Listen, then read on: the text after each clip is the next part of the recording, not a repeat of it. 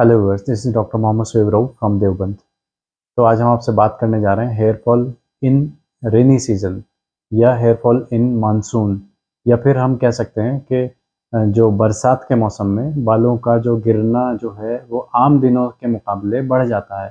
तो जैसा कि मैंने आपको पहले वीडियोज़ में बताया कि अगर हमारे बाल 50 से 100 की क्वांटिटी में रोज़ाना की एक तादाद में गिरते हैं, तो आम दिनों में ये एक आम बात है। इसके लिए ये कोई नुकसान वाली बात नहीं है, इसके लिए कोई इलाज करने की ज़रूरत नहीं है अगर 50 से 100 बाल आपके रोज़ाना गिरते हैं। हाँ, जैसे आजकल रेनी सीज़न में क्या होता है, क्या-क्या वजूहात है वो मैं बाद में बताऊँगा। कम से कम जो बालों की गिरने की जो मिकदार है वो बढ़ कर के 250 से 300 हो जाती है। तो मरीज़ों की शिकायतें आती हैं कि लोगों के अंदर, ख़ास तौर से फीमेल्स के अंदर एक खौफ़ पैदा हो जाता है कि ये बाल जो है आम दिनों से ज़्यादा पहले तो कम गिरते थे, अब और ज़्यादा गिरने लगे हैं। तो सबसे पहले हम इसी चीज़ को डिस्कस करेंगे, इसी चीज़ के सबसे पहले उसके असबाब को, उसके कॉज़ेज़ को मैं बताऊँगा कि किन वजूहात की वजह से बालों का जो गिरना जो है, वो बरसात में यानी मानसून के सीज़न में बढ़ क्यों जाता है। तो जैसा कि देखा जाता है कि बरसात के मौसम में बालों की जो कंडीशन होती है वो फ्रीज़ी हो जाती है, यानी कि हार्ड हो जाती है, खुश्क हो जाते हैं। बाल ऐसे महसूस होते हैं जैसे कि रफ़ हो गए हों, बेजान से हो गए हों, इस तरह के बाल महसूस होते हैं। लेडीज़ के जो बाल होते हैं वो दो मुँहे, जिनको बोलते हैं स्प्लिट एंड्स भी एक है, वो हो कर के और टूटने लगते हैं बहुत ज़्यादा। तो उसकी सबसे बड़ी वजह ये है कि एक तो बरसात के मौसम में हम पानी पीना कम कर देते हैं, जिसकी वजह से हमारी जो स्किन है, स्काल्प की स्किन है, वो ड्राई होने लगती है। अब जब स्किन ड्राई होगी तो बालों की जो नमी होती है, जिस जो जो नमी बालों को रोक करके रखती है, उसकी वजह से वहाँ पर खुश्की पैदा हो जाती है, जिसकी वजह से वहाँ पर डैंड्रफ पैदा हो जाता है। या फिर बहुत सारे इन्फेक्शन भी हो सकते हैं खुश्की की वजह से, जैसे सीबोरिक डर्मेटाइटिस है, उन्हीं में से एक। तो सबसे पहले पानी की जो मिकदार है, अगर आप 2 ग्लास, 3 ग्लास, 4 ग्लास पानी पर डे पीते हैं, तो कम से कम उसको आप बढ़ा करके 10 से 15 गिलास तक लेकर आएँ, ताकि आपके स्किन की जो नमी है वो बरकरार रहे। स्काल्प का जो नेचुरल ऑयल होता है वो डिस्ट्रॉय हो जाता है हाइड्रोजन के ज़्यादती की वजह से, तो वो बाल जो हैं वो हेयर फॉल हमारा बढ़ जाता है। तो इसका भी इलाज वही है कि हम जो है कोशिश करें कि इस सीज़न में तेल का जो इस्तेमाल है, हेयर ऑयल्स का जो इस्तेमाल है वो बढ़ा दें, या फिर ऐसे सीरम्स का इस्तेमाल करें जो ऑयली हों, जो ऑयली सीरम हो, जो बालों की नमी को बरकरार रखे और हाइड्रोजन को वहाँ पर पहुँचने ना दे रूट्स के अंदर। तो इस सीज़न में हेयर ऑयल्स का जो इस्तेमाल है वो बढ़ा देना चाहिए। डेली इस्तेमाल करना चाहिए। चाहे आप उसको लगा करके कुछ देर बाद वॉश कर लें और फिर बाद में ऑयली सीरम का यूज़ कर लें, ऊपर-ऊपर, रूट्स पर ना करें। जो लोग ज़्यादा ऑयल का इस्तेमाल नहीं करते हैं, वो सीरम का इस्तेमाल करें। एक और सबसे बड़ी वजह बालों के टूटने की, हेयर फॉल बढ़ने की बरसात में, वो ये है कि जैसे कभी-कभी हम लोग बारिश में नहा लेते हैं, या जानबूझकर नहीं नहाते हैं, गलती हम कहीं काम से गए और भीग गए, तो जो रेन होती है, उसके अंदर जो एक केमिकल का जो एसिडिक कॉम्बिनेशन होता है, जिसके अंदर, जिसको हम एसिडिक रेन भी बोल सकते हैं, जो आजकल आम बात है क्योंकि फैक्ट्रियाँ हमारे इलाकों में हैं, आस-पास के इलाकों में धुआँ रहता है, केमिकल्स का जो एक कॉम्पोज़िशन बन कर के स्काई में चला जाता है, बादलों के साथ मिक्स हो जाता है और फिर वो गिरता है आकर के। तो हमारे जो बाल होते हैं, वो भी एसिडिक हो जाते हैं, जिसकी वजह से वो जो एक एटमॉस्फेयर है स्किन की जो लेयर्स का, फॉलिकल्स का, वो बिगड़ जाता है।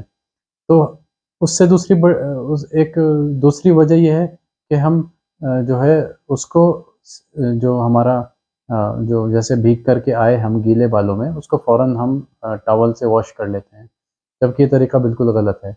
सही तरीका ये होना चाहिए कि हमें उसको पहले नॉर्मल वाटर से, जो हमारे घर में टैंक का वाटर है, उससे हम उसको दोबारा वॉश करें हेयर को, या शैम्पू करें।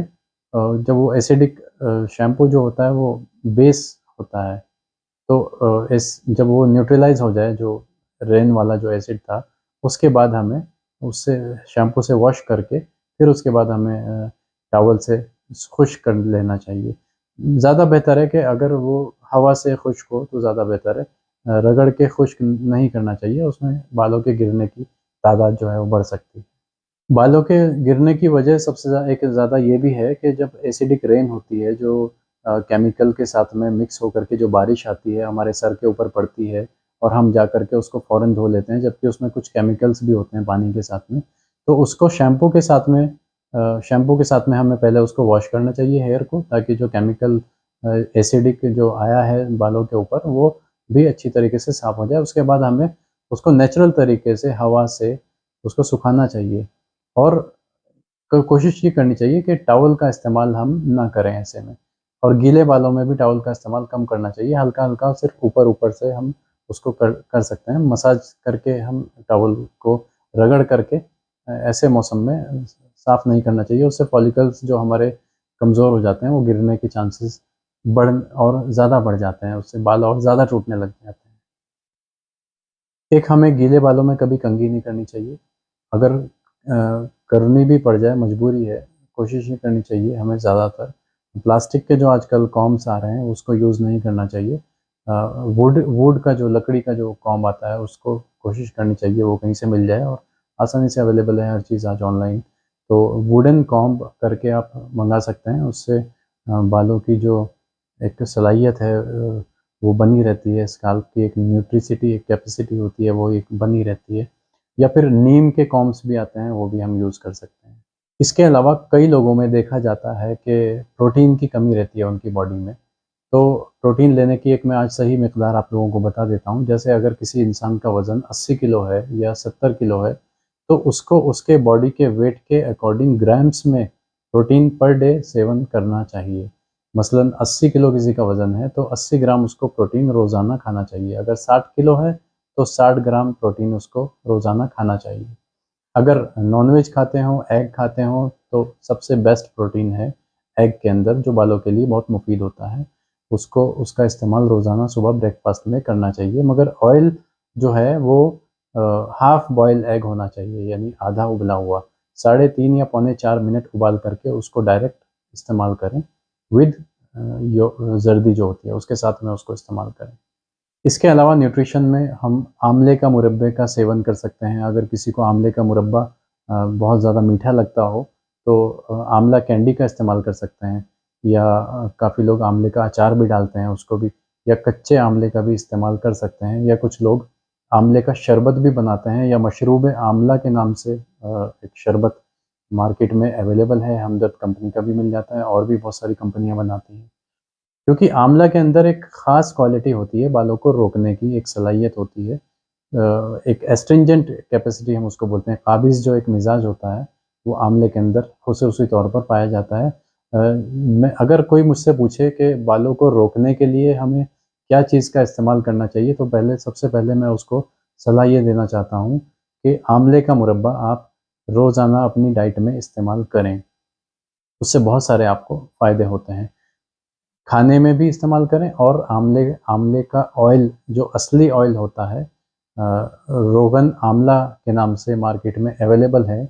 जो भी कंपनियां बना रही हैं, मोस्टली जो आमला की जो एक ऑयल्स अवेलेबल हैं लगाने वाले, वो मोस्टली सिंथेटिक हैं, केमिकल हैं। सिर्फ उनके अंदर आमले की खुशबू होती है, आमला आमला उसमें नाम के बराबर भी नहीं होता। तो इसको अच्छी तरीके से जांच लें, परख लें कि वो असली आमला तेल है या नहीं। इसके अलावा एक आखिरी हिदायत, आखिरी एहतियात ये है, रेनी सीज़न में अपने बालों को स्टाइलिश, जो स्टाइलिंग करते हैं लोग, वो स्टाइलिंग करना छोड़ें ऐसे मौसम में। ब्लीचिंग ना करें ऐसे मौसम में, स्ट्रेटनिंग ना कराएँ, और जो कलरिंग करते हैं वो भी ना कराएँ। सिंपल ऑयल और अपना जो भी प्रोडक्ट आप यूज़ करते हैं उसको इस्तेमाल करें, और अपने बालों को सेफ रखें, साफ़ सुथरा रखें, जिससे गंदगी बालों में ना हो। शैम्पू का प्रॉपर यूज़ करें, जो शैम्पू आपको सूट करता हो उस शैम्पू को यूज़ करें। और अगर फिर भी कोई ना कोई कोई इंटरनल कॉज़ है, कोई चीज़ आपको समझ में नहीं आ रही है, तो हमसे कभी भी राब्ता कर सकते हैं। हमारा लिंक डिस्क्रिप्शन में दिया हुआ है, हमारा व्हाट्सएप नंबर वहाँ पर मौजूद है। आप हमसे कभी भी राब्ता करके कंसल्ट फ्री ले सकते हैं। Thank you very much.